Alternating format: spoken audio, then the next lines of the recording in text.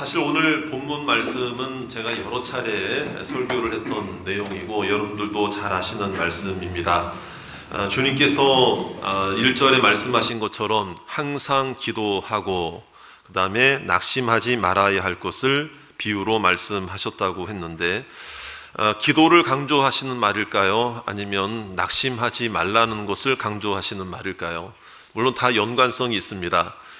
그래서 저도 여러 차례 설교를 하면서 때로는 기도에 대한 관점으로 말씀을 전할 때도 있었고, 또 낙심하지 말아야 할 것에 대해서도 이제 그런 관점으로도 말씀을 전했지만, 오늘 이 말씀은 조금 더 우리가 구체적으로 생각해 보아야 할 여지가 분명히 있습니다. 왜냐하면 살면서 실패와 좌절의 감정을 전혀 느끼지 않는 분들은 없거든요. 힘겹고 어렵고 그런 좌절의 감정이 찾아올 때 낙심이 찾아오게 됩니다. 낙심이라는 말은 일이 내 마음대로 되지 않을 때의 마음이 상심한 채 내버려지는 것, 이런 상황을 낙심이라고 말합니다.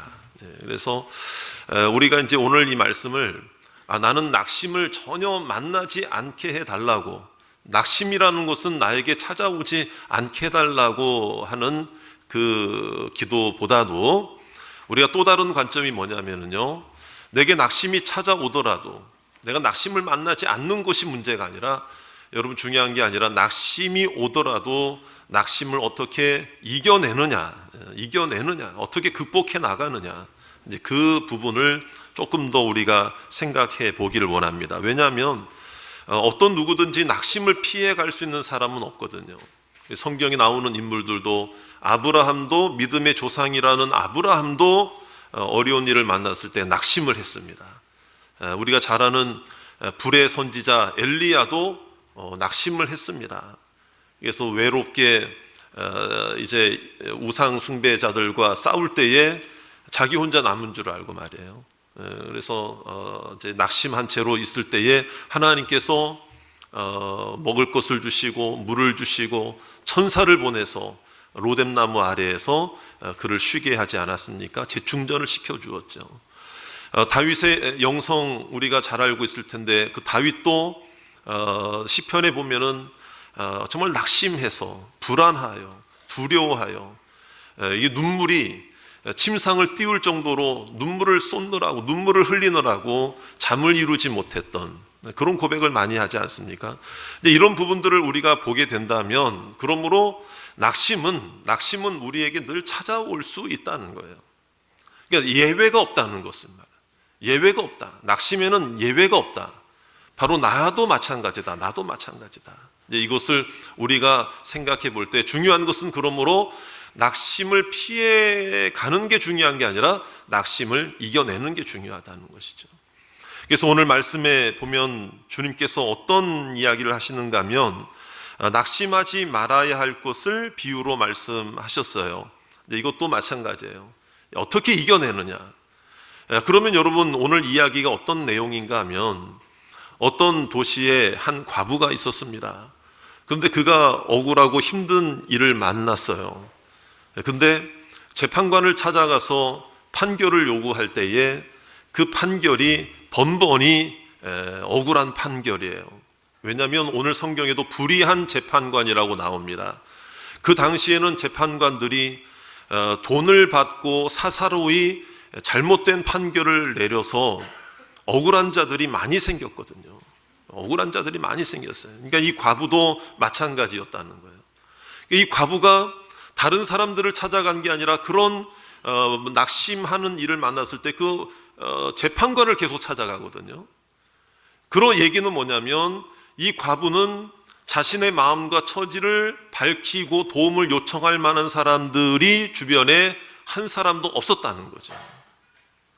여러분, 우리도 누군가를 이 재판관 말고 다른 어떤 힘이 있고 다른 어떤 해결자가 있다 그러면 그에게 찾아가서 여러분 도움을 요청할 텐데, 이 여인은 그냥 그 불의한 재판관에게 계속 가는 거예요. 계속 가서 그 억울함을 호소합니다. 그런데 그 재판관이 들어주질 않죠. 그런데 오늘 말씀해 보니까 이 여인이 나를 괴롭게 하니, 늘 와서 괴롭게 하니 이제는 내가 들어줘야 되겠다. 그러니까 그 불의한 재판관도 자기가 귀찮아서라도, 번거롭고 짜증나고 귀찮아서 이 여인을 이제 여인의 이야기를 들어줘야 되겠다, 그렇게 했다는 거예요. 그럼 예수님의 오늘 이 비유의 취지가 뭐냐면, 그 불의한 재판관도 그렇게 했다면 하물며 우리를 구원하시고 창조하신 선하신 우리 하늘 아버지께서 택하신 자들의 그 원한과 소망을 들어주시지 아니하겠느냐. 오늘 우리가 낙심의 마음을 가지고 있더라도 여러분, 한 분 하나님에게만 찾아가서 엎드려야 할 줄로 믿습니다. 그게 이기는 방법이다라는 거예요. 그래서 오늘 말씀에 제가 결론부터 말씀드렸지만, 여러분, 하나님 외에는 해답이 없습니다. 하나님만 바라보라는 거예요. 하나님이 불의한 재판관이라는 얘기가 아니라, 여러분 다 잘 아실 거예요.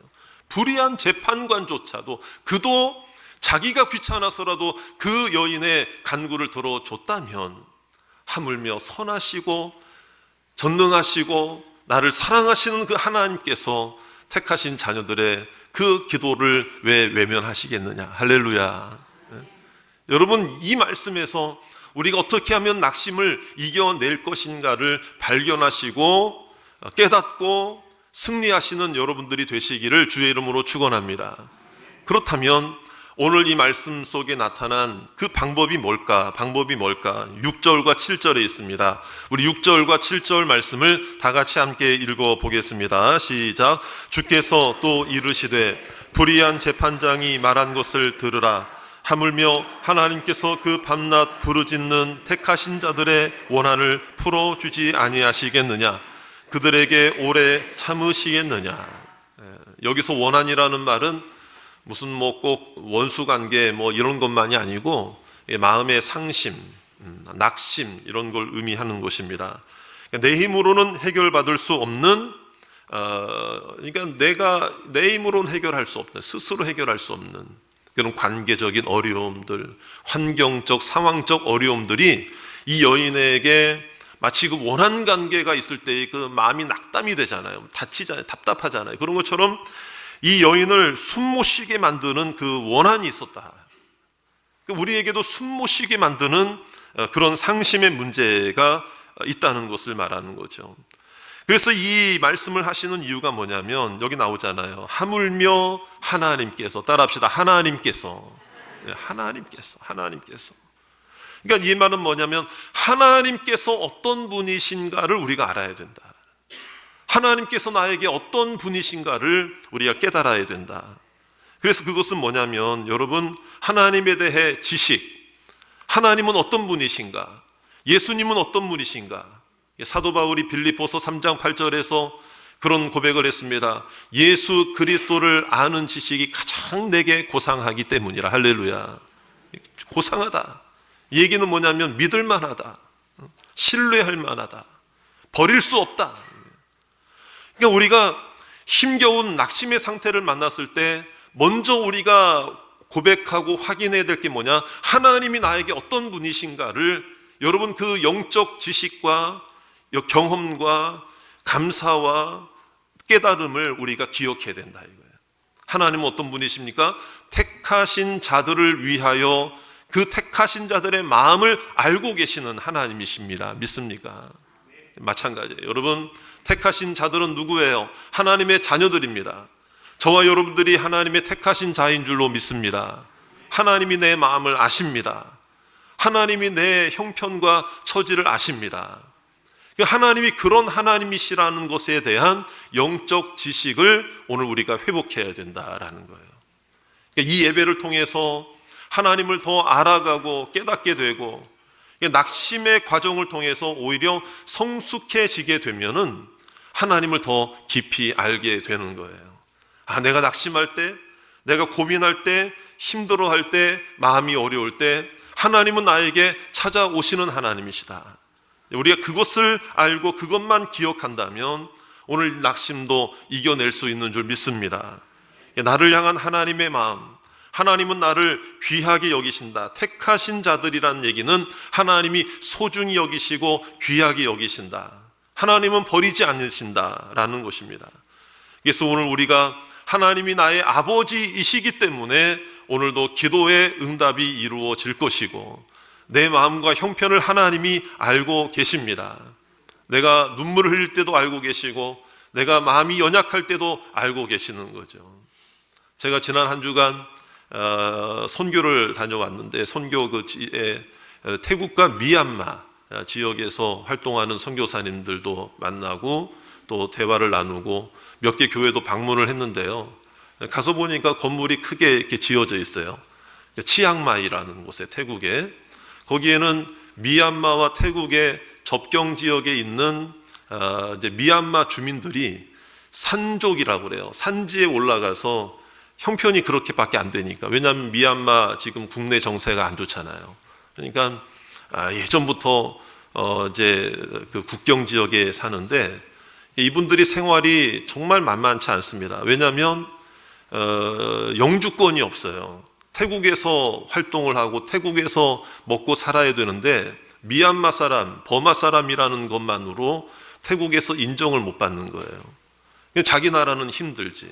그러니까 이런 분들을 위해서 산에 교회도 세우고 마을에 교회도 세우고 그런 선교사님들이 굉장히 많습니다.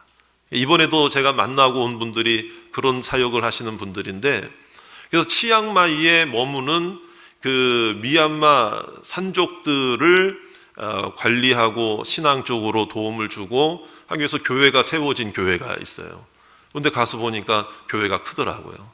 다 한국 선교사님들, 한국 교회가 동참해서 이렇게 세워진 교회인데 교회가 22년이 된 교회예요.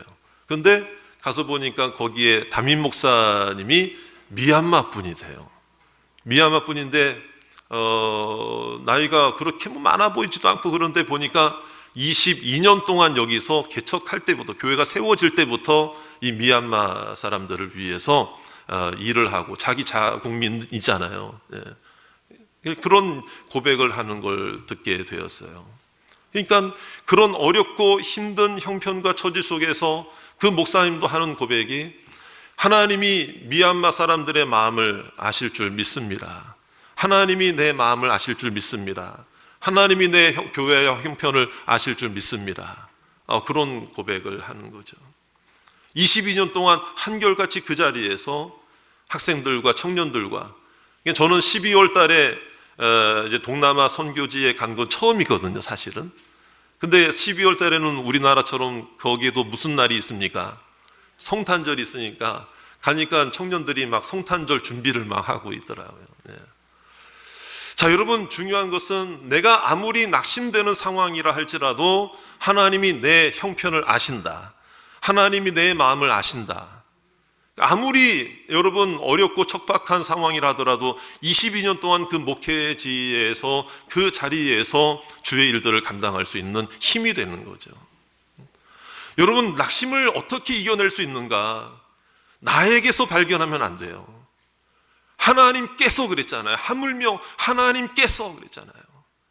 낙심을 이겨낼 수 있는 방법 중에 가장 중요한 방법은요, 나에게서 찾는 게 아니라 그 하나님께, 여러분, 그 낙심의 방법을 하나님에게서 찾으시기를 주의 이름으로 축원합니다. 하나님만 생각하고 하나님만 떠올리고 하나님만 찬양하다 보면 여러분 이겨낼 수 있는 힘이 생기고 감사가 생기고 기쁨이 생기고 22년 동안 힘겹게 그런 선교 사역, 목회 사역을 했어도 또 내일을 하나님께 맡기고 나아갈 수가 있는 거죠. 여러분, 여러분 하나님께 집중하고 하나님께서 우리의 마음을 헤아려 주실 것을 분명히 믿으시기를 주의 이름으로 축원합니다. 이게 먼저 첫 번째 돼야 된다 이거예요. 그리고 나서 이제 우리가 이길 수 있는 방법이 뭐냐 보니까는 부르짖는 거예요. 기도하는 거예요. 그것은 단순히 소리만 외치는 게 아니고 하나님께 맡기는 것이죠. 오늘 우리 8절에 있는 말씀 한번 보십시오. 내가 너희에게 이르노니 속히 그 원한을 풀어주시리라. 응답입니다. 그러면 여러분, 응답을 말씀하실 때 그 응답은 예수 그리스도께서 하나님과 우리 사이의 응답의 통로가 되실 줄 믿습니다. 여러분, 이 불의한 재판장 이 비유를 누가 지금 말씀하고 있습니까? 예수 그리스도께서, 우리의 영원한 중보자, 당사자가 되시는 그 본인이신 예수 그리스도께서 이 말씀을 하시면서 기도에 대한 또 다른 관점을 우리들에게 보여주시는데, 그게 뭐냐면 6절에 있는 말씀이죠. 아까 보세요. 불의한 재판장이 이 사람이 자꾸 와서 날 괴롭게 하니까 이제는 내가 들어주리라, 이런 얘기를 하잖아요. 그 이야기가 이 여인에게 문 사이로 들린 거예요.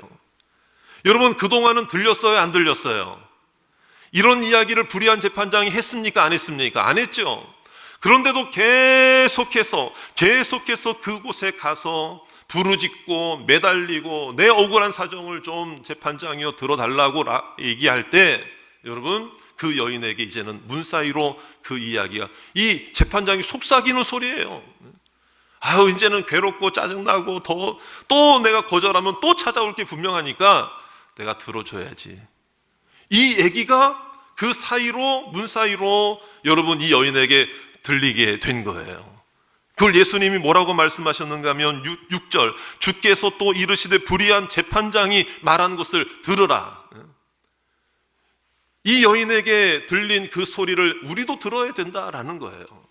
그 이야기가 뭐냐? 왜 이런 말씀을 하셨느냐? 여러분, 우리는 기도를 외치고 내가 소리 지르고 내가 기도하고 내가 말하고 내가 요청하고 내가 부르짖고 그것만 기도인 줄 알아요.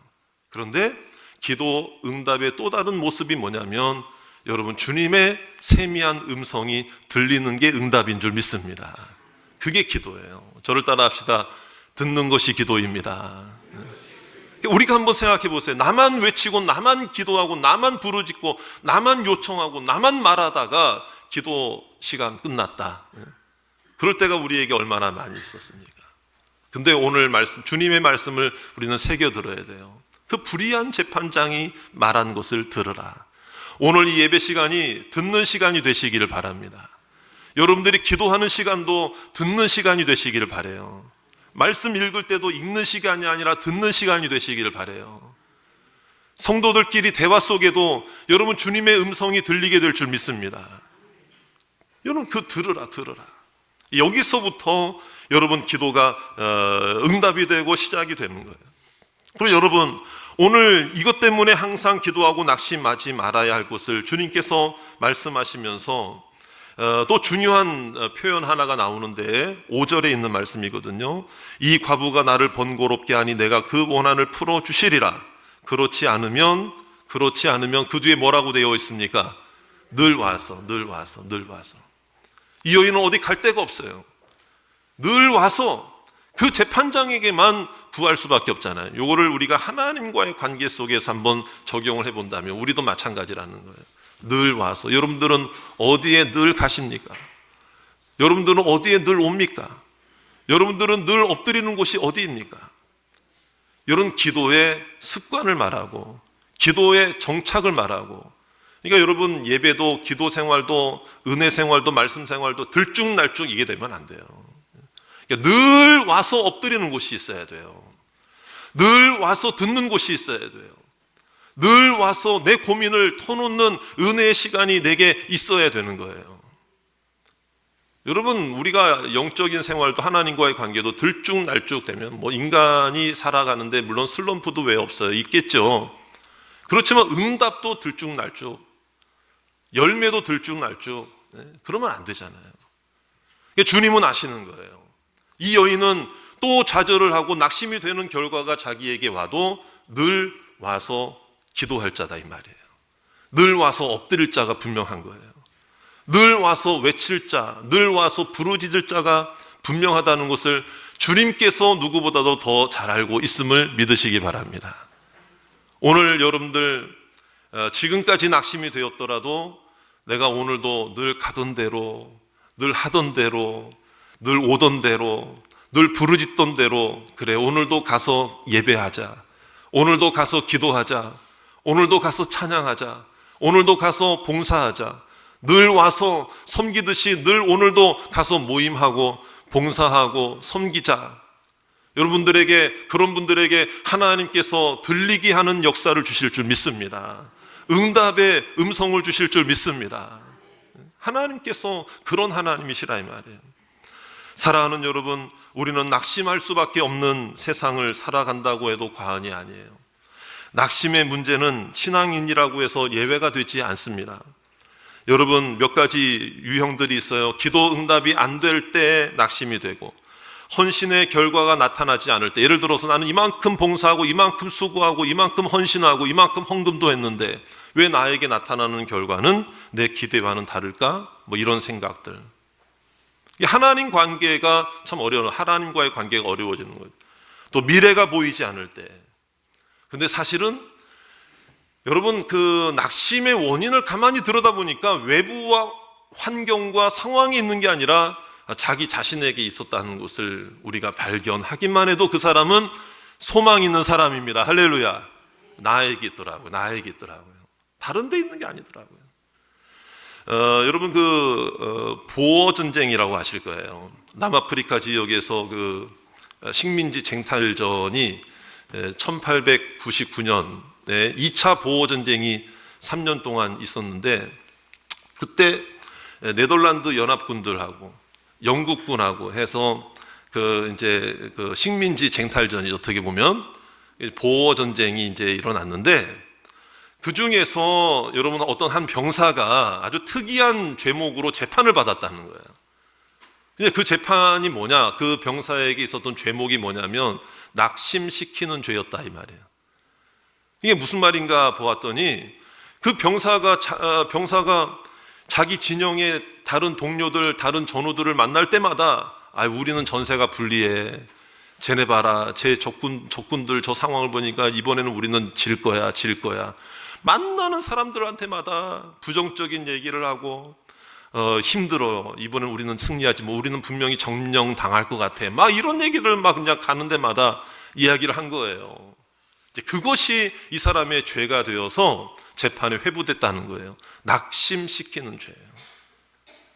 여러분, 결국에는 그 낙심의 습관이 내 안에 있었다는 거죠. 여러분들 마음속에도 계속해서 돌아다니고 있는 이 낙심시키는 죄가 없는가를 한번 살펴보자 이거예요. 상처, 분노, 좌절, 이런 마음들이 낙심의 습관을 내게 주어서 나는 패배하고 말 거야. 나는 질 수밖에 없어. 나는 이길 수 없어. 나는 내일이 없어. 결국엔 따져보니까 외부에 있었던 것이 아니고 그 낙심시키는 죄는 누구 안에 있었다는 거예요? 내 안에 있었다는 거예요. 내 안에 있었다는 거예요. 여러분, 그 낙심시키는 그 병사를 오늘 찾아내서 여러분, 오늘 우리가 새롭게 변화되는, 낙심을 끊어내는 오늘이 되시기를 주의 이름으로 축원합니다. 내 문제다. 나에게 문제가 있었다. 그럼 이걸 도와주기 위해서는 서로 간의 도움이 필요하죠. 서로 간의 격려가 필요하죠. 그래서 우리는 그런 말을 하고 그런 습관, 그런 생각을 하는 사람들에게 어떻게든 우리는 용기를 줘야 돼요. 그래서 힘을 내라, 뭐 이런 말도 물론 좋지만, 내가 기도하겠습니다. 하나님은 너를 절대로 버리지 않습니다. 이 얘기를 꼭 좀 해줬으면 좋겠어요. 나도 그랬잖아요. 나도 그런 낙심할 때가 있었잖아요. 그런데 주님께서 도와주셨기 때문에 여기까지 온 줄 믿습니다. 내 안에도 여러분 낙심의 죄가 왜 없겠어요? 낙심의 여러분 죄를 가지고 낙심의 습관이라고 제가 부를게요. 낙심의 습관이 있거든요. 그러니까 오늘 끊어내지 않으면 안 된다 이 말이에요. 그러니까 이게 낙심의 습관이 하루아침에 바꾸어지거나 제거될 수는 없죠. 그렇기 때문에 우리가 오늘 말씀에 있는 것처럼 늘 와서 하나님께 엎드리고 여러분 성령의 도우심을 간구하시기를 주의 이름으로 축원합니다. 내 힘으로는 안 되니까요. 그러니까 내가 먼저 포기하기 때문에 문제가 생기는 거예요. 여러분, 하나님이 포기하지 않는다면 여러분 내가 먼저 포기하는 일이 없으시기를 주의 이름으로 축원합니다. 코끼리를 길들이는 뭐 그런 방법이 있다고 그러잖아요. 여러분들도 아시는 분들은 아실 거예요. 그 코끼리를 처음에는 벵갈나무, 벵갈 보리수 나무가 큰 나무예요. 거기다가 이제 묶어놓고, 그러니까 코끼리가 지가 힘이 세도 그건 안 되거든요. 줄에다 묶어놓으면. 그러다 힘을 쓰는데 이제 안 되니까 이 코끼리가 그냥 이제 포기를 해버린다는 거예요. 포기를 해버려요. 그래서 슬그머니 그 나무에 묶여져 있는 걸 갖다가 그냥 말뚝 하나 박아놓고 다른 나무에, 약한 나무에 묶어놔도 얘는 의뢰인 해도 안 될 거라는 생각을 하고 그냥 그대로 길들여진다는, 힘 한 번 안 쓰려고 한다는 거예요. 여러분, 이 습관이 무서운 거죠. 포기하는 게 무서운 거예요. 오늘 우리의 마음속에 이 마음이 있는 한은 여러분 해결받을 수가 없는 거죠. 그러나 여러분, 유일한 해결 방법, 하나님께서 우리에게 낙심도 이길 수 있는 방법을 주신 줄 믿습니다. 하나님만이 해결 방법입니다. 하나님만이 해결자이십니다. 하나님 앞에 늘 와서 엎드리고 하나님 앞에 늘 와서 고백하고 늘 와서 하나님을 찬양하고, 여러분 낙심을 오늘 끝내는 날이 되시기를 주의 이름으로 축원합니다. 하나님이 기뻐하셔요. 하나님이 우리의 힘이 되어 주실 줄 믿습니다. 그러므로 낙심은 끝이 아니라 과정이에요. 지금 이 과정 속에 하나님께서 힘을 주시고 은혜 주시는데, 낙심하는 자에게 오늘 성령 충만을 주실 줄 믿습니다. 믿음 충만을 주실 거예요. 오늘 이 예배 드리는 것이 결코 헛되지 않을 줄 믿습니다. 그래서 여러분, 나 자신 속에 있는 낙심을 끊어내기 위해서라도 여러분 세 가지 말을 좀 했으면 좋겠어요. 나는 존귀한 사람이다. 한번 저를 따라합시다. 나는 존귀한 사람입니다. 하나님이 나를 도와주실 것입니다. 하나님은 내 마음을 아십니다. 이 이야기를 서로에게도 꼭 해주시기를 바라요. 곁길로 가는 것처럼, 낙심한 것처럼 보여도 우리는 눈앞의 것만 보기 때문에 그 사람 낙심하는 것만 보고, 아유 쟤는 이제 인생 포기해야 돼. 저는 절대로 그런 말 하면 안 돼요. 인생 포기해라는 말을 왜 우리가 함부로 합니까? 남의 인생이든 내 인생이든. 그럼 내 인생이면 나는 그런 얘기 함부로 해도 되는 것입니까? 안 됩니다. 하나님이 포기하지 않고 계시고 하나님이 우리를 돌보고 계시고 하나님이 내 마음을 알고 계십니다. 이것이 우리가 낙심을 이길 수 있는 방법이 되는 거예요. 그래서 하나님의 은혜만 받기만 한다면 오늘 우리는 다시 일어날 수 있습니다. 다시 시작할 수 있습니다. 낙심을 이겨내시고 여러분 내일부터 웃으면서 기뻐하면서 감사하면서 오히려 죽어가는 자를 살리고 세우는 자가 되시기를 바라고요. 여러분들의 가정에 낙심의 습관이 다 사라지게 되기를 원합니다. 칭찬하시고 격려하시고 세워주시고, 하나님이 너를 사랑한다. 여러분, 기도하는 어머니의 자녀는, 기도하는 부모님의 자녀는 결코 망하지 않을 줄 믿습니다.